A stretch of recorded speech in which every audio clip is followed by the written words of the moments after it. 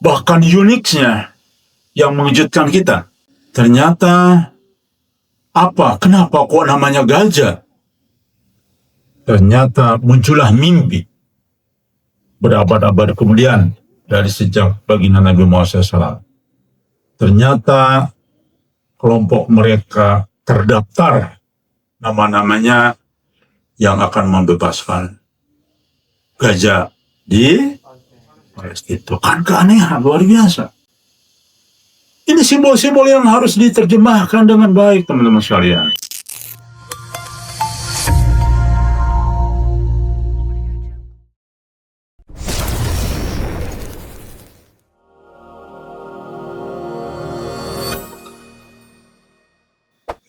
Nah, rekan sekalian, ini juga terobosan baru nih. Belum pernah ada, saya lihat. Sabda Palom pun tadi belum pernah ada. Teman-teman silakan yang berpendapat seperti tadi. Tetap Sabda untuk yang pembimbing secara fisik, ya. Dan itu insya Allah sejalan dengan kaidah Islam, ya. Karena kita memandang dari sudut terjemahan wangsit-wangsit itu dari kaidah Islam. Yang berikutnya Wangsit Jayabaya. Jadi pertama kemarin Wangsit Siliwangi, yang barusan Sabda Palon, dan sekarang Jayabaya. Baik. Ciri-ciri satu pingit selanjutnya dijelaskan oleh Serat Musarar Jayabaya pada bait ke-28 yang berbunyi sebagai berikut. Raja itu, maksudnya satu pingit, sesungguhnya wali Allah. Tempat kekuasaan ada dua katanya, di Mekah dan satu lagi di tanah Jawa. Apa itu juga ada dua sosok yang berbeda, Jawa dan Mekah, atau satu sosok? Mari kita lihat, ya. Jawaban akademiknya, nih jawaban akademiknya. Tidak otomatis berarti dua orang yang berbeda, tapi juga tidak bisa dipastikan satu orang yang sama tuh. Terjemahan tadi itu ternyata sekalian, saya bolak-balik, bahkan pakai ChatGPT dibantu, tolong ChatGPT ini satu dua orang, nggak bisa jawab juga deh. Bingung kan? Ya, maksudnya gini. Maksudnya pengertian ini, ya, nih, di Mekah dan di Jawa. Bisa jadi ini, dan saya punya keyakinan, yang di Mekah itu adalah Al-Mahdi. Yang di Jawa itu adalah pendukung kekuatannya, yaitu Syatrul Piningit. Atau bahasa Islaminya adalah putra wanita. Mari kita buktikan, ya. Ini pun baru pagi ini berpendapat seperti ini. Ada yang berpendapat seperti ini. Yang berpendapat seperti ini memang agak gila barangkali, ya. Kenapa? Pendapatnya beda dengan orang lain. Memang harus gila dia zamannya. Tempatnya yang di Jawa berada di sekitar Perak. Nah, kemarin sudah masuk, ya. Tapi ini beda lagi nih. Ada dua teks yang berbeda, ya. Tempatnya yang di Jawa itu berada di Perak dan Gunung Perahu. Di sebelah barat terdapat pertemuan dua sungai. Nah, ini ada tambahannya. Pertemuan ada dua sungai, atau disebut dengan tempura. Mereka sekalian, lebih masuk akal lagi kalau ini diterjemahkan dalam bahasa kaidah Islami. So, perhatikan, ya. Mari kita lihat. Pengikutnya semua tunduk, kasih dan takut tuh kepada Allah dan pemimpinnya tuh. Pengikutnya itu tunduk, penuh kasih dan takut. Takut kepada Allah. Bukan karena takut kepada manusia. Kalau takut manusia kan digaji berarti pengikutnya, ya. Dikasih honor. Ini tidak. Dialah raja yang akan termasyhur di seluruh dunia, ya. Penjelasan makna kalimatnya. Raja itu sesungguhnya wali Allah. Menandakan kepemimpinan yang bukan dari unsur politik, tetapi wilayah ruhaniyah, kekuasaan spiritual yang datang dari Allah, atas kehendak Allah, bukan hasil pilpres seperti pengertian Abah Aos. Al-Imam Mahdi ikut pilpres. Abah Aos. Ternyata lebih gila lagi dari saya. Imam Mahdi ikut pilpres. Ada aja nih Abah Aos. Lucu. Ini menegaskan bahwa sosok raja yang disebut di sini adalah wali kutub memegang poros ruhani dunia. Nah ini, jadi hati-hati sekalian dengan sekaliannya. Berarti ada dua sosok. Karena wali kutub kan satu. Ya. Jadi makanya saya pertanyakan, ini ada dua sosok nih yang berbeda, yang sedang dijelaskan oleh ini ya. Jadi kerajaan masing-masing. Yang satu kerajaannya di Nusantara, yang satu di Mekah nanti.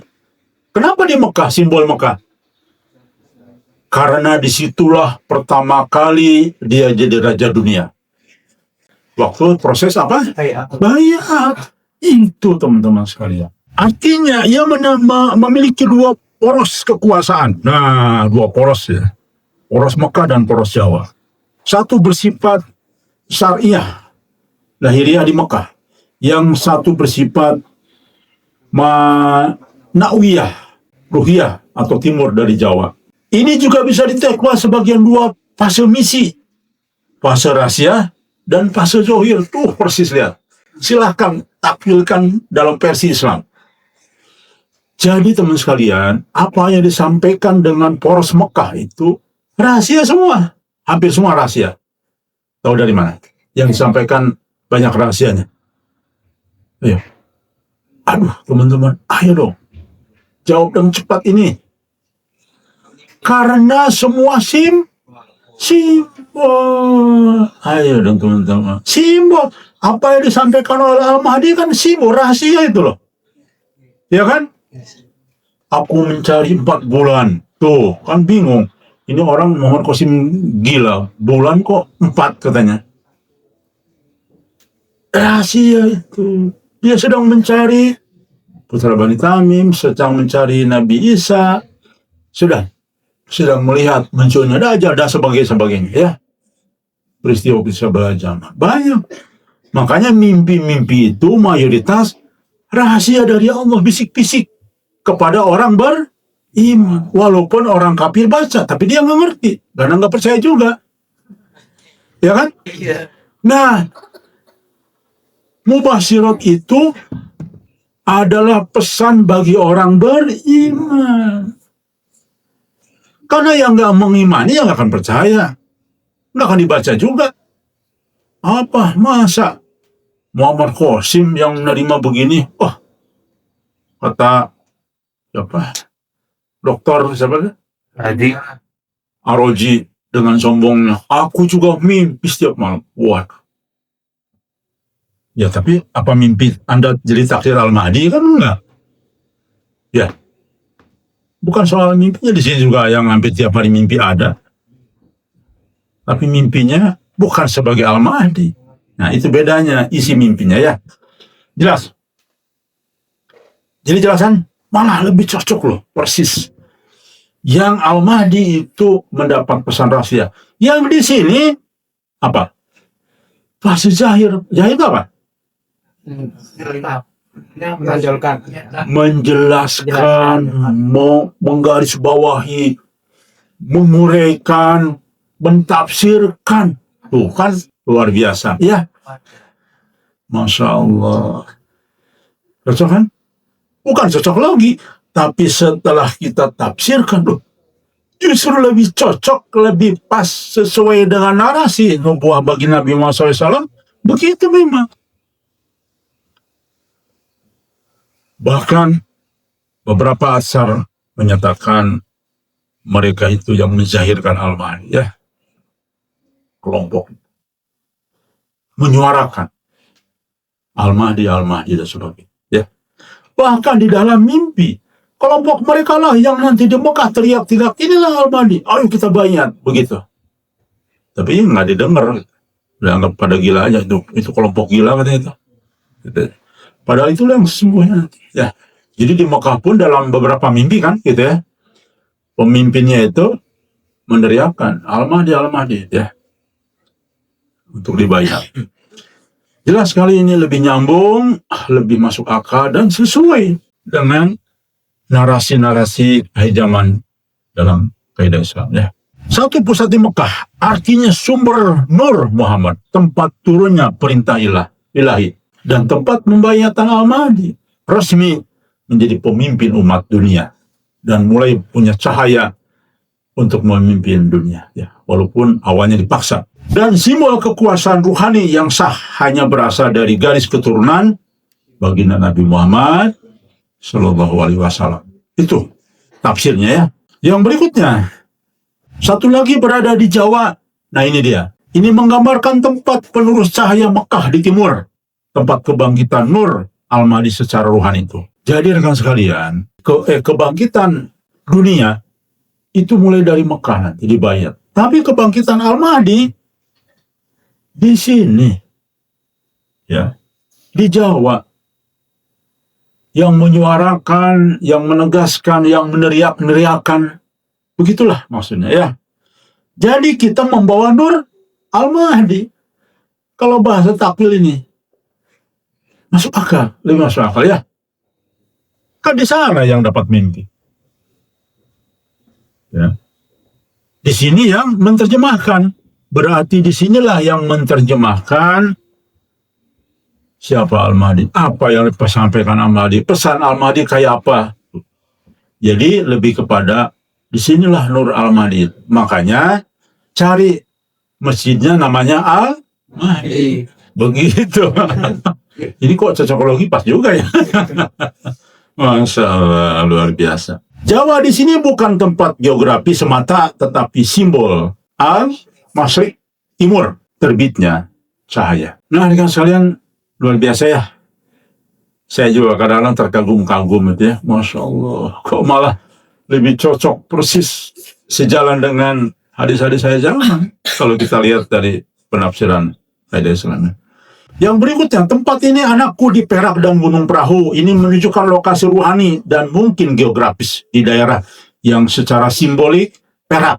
Perak itu logam putih, lambang kemurnian dan kebenaran. Cari orang yang menyuarakan tauhid murni. Dan Gunung Perahu, yaitu berbentuk perahu, lambang tempat penyelamatan seperti Bahtera, Nuh. Dan jangan lupa loh, ingat, kelompok mereka itu memiliki mimpi, sekitar 5 atau 6, tentang Bahtera perahu. Baca mimpinya? Iya, kapal yang selamat itu adalah yang mengikuti kapal mereka. Siapa Kang? Ya cari sendirilah. Ya. Begitu. Persis kan, rekan kalian? Luar biasa ya. Kalau teman-teman menghayati ini luar biasa loh. Didukung oleh mubasyirat, diterjemahkan apa lambang tempatnya perahu, Gunung Perahu. Gunung itu simbol penyelamatan, ujlah. Semua para nabi juga ujlah ke gunung, hormat ke gunung, ya, ke bukit dan sebagainya. Dan ternyata Wangsit juga begitu, mengistilahkan gunung. Luar biasa ya. Padahal teman-teman mau tahu, ini rahasia lagi. Rahasia yang saya buka. Zaman dulu setelah saya cari sejarah, kapan gunung yang di Jawa Tengah dimulai dengan nama perahu? Kapan yang di Jawa Barat, di Subang itu dimulai namanya Gunung Perahu, Tangkuban Perahu? Ternyata jauh setelah Wangsit ini turun. Tuh, lihat. Hemrang kan? Luar biasa. Artinya ini simbol. Simbol. Lebih kepada simbol. Tapi bisa jadi makna geografis untuk menunjukkan kebenaran. Walaupun inilah mungkin salah satu keajaiban ya. Memang sengaja Allah beri keajaiban.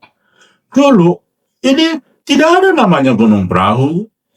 Bahkan yang kita tempatin ini tidak ada namanya Bukit Lebah. Ya kan? Coba. Tidak ada teman-teman. Bahkan uniknya yang mengejutkan kita. Ternyata apa? Kenapa kok namanya gajah? Ternyata muncullah mimpi. Berabad-abad kemudian dari sejak baginda Nabi Muhammad SAW. Ternyata kelompok mereka terdaftar nama-namanya yang akan membebaskan gajah di forest itu. Kan keanehan luar biasa. Ini simbol-simbol yang harus diterjemahkan dengan baik, teman-teman sekalian. Makanya mengapa juga Bukit Lebah? Ternyata luar biasa. Kelompok ini sedang berusaha mirip lebah. Saling membantu, punya porsi tugas masing-masing. Ada bagian ini, bagian itu kerjasama. Dan mereka semuanya ikhlas. Saya mau nanya, lebah digaji tidak? Tidak ada geluah. Gaji sama ratunya. Kumpul gajian. Tanggal 1. Mereka ikhlas, bahkan ikhlas mati demi mempertahankan koloni. Bayangkan lebah itu. Teman-teman di rumah, kalau mau tahu, silakan sengat lebah di sini. Sekali nusuk, ininya tertinggal, mati itu. Luar biasa ya. Cari kelompok itu yang memiliki prinsip. Makanya kalau kalian jadilah contoh. Maka Allah memberikan contoh sampai ada ayat tentang lebah di dalam Al-Quran. Luar biasa ya. Ini menunjukkan bahwa udah jelas ya tadi, udah dilembangkan. Dalam tafsir Ruhaniyah, ini adalah tanah penyelamatan akhir zaman, yaitu Ujlah dan tempat berkumpulnya Ghuraba. Bukan klaim Ghuraba yang sebelah. Ya. Hanya omong-omong di grup mengaku sebagai Ghuraba. Bagaimana? Ya, itu jauh dari panggang dan api. Yang berikutnya, di sekolah barat ada pertemuan sungai, Tempura, ya, Muara. Nah ini lihat. Tempat pertemuan dua arus ini melambangkan pertemuan dua arus besar. Aku lihat, timur dan barat, ruhani dan jasmani, Islam Mekah dan Islam Jawi yang akan menyatu di wilayah itu. Berarti isyaratnya apa dalam Mubasyirat yang sekarang bermunculan? Al-Mahdi akan ke sini. Itu secara johirnya bersatu di sini, ya. Makanya masjidnya sudah kita siapin dulu. Nama dia kan? Ya Allah. Hah? Nama dia. Luar biasa. Nggak ada. Teman sekalian, mau tahu penamaan Masjid Al-Mahdi itu? Ya, mengalir saja. Nggak ada pikiran karena begini, nggak ada. Sama sekali. Seluruh teman-teman sekalian, nih, di rumah ya.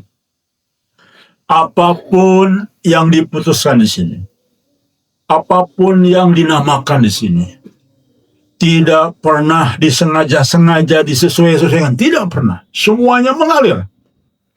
Bukit Lebah pun tidak ada dikait-kaitan dengan itu, tidak ada. Semuanya mengalir apa adanya. Tetapi pertanyaannya, mengapa kok ketika terungkap kitab-kitab masa lalu, baru sadar. Ya, jelas. Al-Mahdi juga akan tinggal sementara di tanah itu. Ya, ada bukan lagi 1-2 mimpi, puluhan mimpi bahwa Al-Mahdi akan datang ke tempat itu. Sudah, kalau bahasa hadisnya sudah mutawatir, tawatur, banyak yang menyampaikan itu ya. Yang di dalam bahasa mimpinya Al-Mahdi itu sebagai sekolah Umar dan rumah Ibrahim. Karena ingat, Ibrahim apa? Dakwahnya tauhid murni. Ya, kita harus tambahkan murni karena orang mengklaim tauhid semua nih. Orang yang dukun-dukun, yang aneh-aneh selalu mengucapkan juga ayat Quran. Jangan salah loh. Bismillahirrahmanirrahim. Semua mengatakan saya bertauhid, saya percaya kepada Allah dan Nabi. Kalau kita beda, tauhid murni. Artinya murni yang dibawa oleh baginda Nabi Muhammad SAW, karena Nabi dalam Mubasyirat mengatakan Islamku sudah hilang, sudah tidak ada sekarang, rusak. Dirusak oleh para tokoh agama itu sendiri ya. Baik, teruskan. Pengikutnya, pasukannya semua tunduk dalam rasa takut, takwa dan kasih. Menggambarkan sab guroba atau mujahid akhir zaman. Mereka tunduk bukan karena paksaan, tetapi karena cinta dan iman. Masya Allah, luar biasa. Ya, terbukti betul, rekan sekalian. Jadi harus terbukti nanti di dalam muamalahnya. Semua niat karena ilah, karena Allah Subhanahu wa Ta'ala. Ingin mendapat penghargaan dari Allah saja. Silakan orang datang, Anda dihonor di sini, teman-teman tidak akan mau. Kalau judulnya honor, tapi kalau infak ya silakan kita terima ya. Gitu. Jelas sekali ya. Cari tempat seperti ini sesuai dengan ramalan atau tanda kutip ramalan atau wangsit. Ya Pak ya. Dialah raja yang termasuk di seluruh dunia. Pemimpin dunia zaman yang dikenal bukan karena kekuatan politik, tapi karena cahaya dan keutamaan yang melituhi bumi. Ya, yang disebut dengan Al-Mahdi Al-Muntador atau Ratu Adil ya, atau juga Satrul Piningit. Karakter Ratu Adil membela rakyat kecil dan menegakkan hukum sejalan dengan misi kenabian yang diabadikan dalam Quran ya. Al-Hadid ayat 25. Konsep Ratu Adil sebagai personifikasi kultural dari nilai mesranik dalam Islam. Kesimpulan ruhani Nabawi, teks ini menggambarkan bahwa akan muncul seorang Ratu Adil yang sejatinya adalah wali Allah yang memiliki dua pusat kekuatan, ya, atau dua sosok, bisa jadi begitu ya. Satu berakar di Mekah, Nur, Nubuwah, dan satu lagi berakar di Jawa, Nur, Waliyah, Nur, Wilayah ya. Begitu. Sekalian, dari tempat suci di Jawa yang disebut dengan Perak dan Gunung Perahu, ya, ia akan memimpin pasukan cinta dan takwa, bukan dengan senjata, sehingga keadilan dikenal di seluruh dunia yang akan menyeimbangkan mikrokosmos dan makrokosmos. Demikian teman sekalian, kita semakin jelas. Insya Allah kita ketemu. Ternyata jika wangsit-wangsit itu ditakwilkan, ditakbirkan, diartikan dengan kaidah Islam, karena itu adalah bentuk mimpi, maka menjadi nyata dan sesuai dengan hadis-hadis akhir zaman.